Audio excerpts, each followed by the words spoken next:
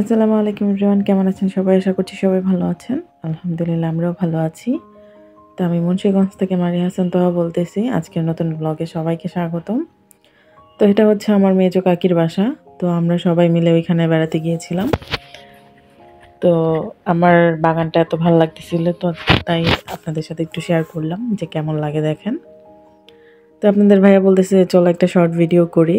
বললাম যে না, আমার শর্ট ভিডিও ভালো লাগতেছে না, তার মধ্যে আবার কেমন যেন রোমান্টিক হয়ে যেতেছে, ভালো লাগে নাই। তো আমি ভাবলাম যে না, এটা বাদ দাও, এটা আমরা করব না।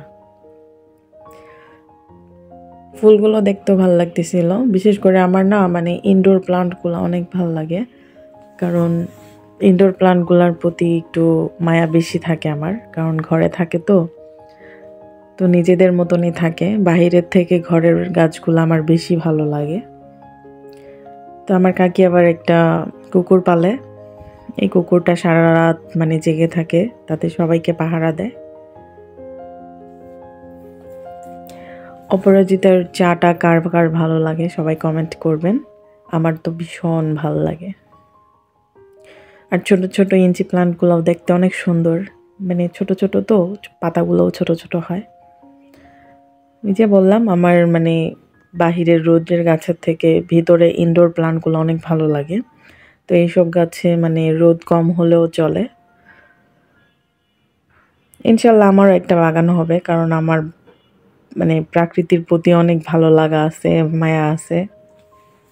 তো আমারও ইচ্ছে আছে আমার একটা সুন্দর একটা বাগান করব।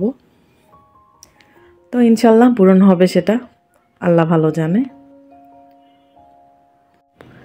তো এই পর্যন্ত যদি আমার ভিডিওটা ভালো লেগে থাকে তো অবশ্যই চ্যানেলটাকে সাবস্ক্রাইব করবেন, আর একটা লাইক করবেন, একটা কমেন্ট করবেন যে কেমন হয়েছে, আর অবশ্যই আমার পাশে থাকবেন।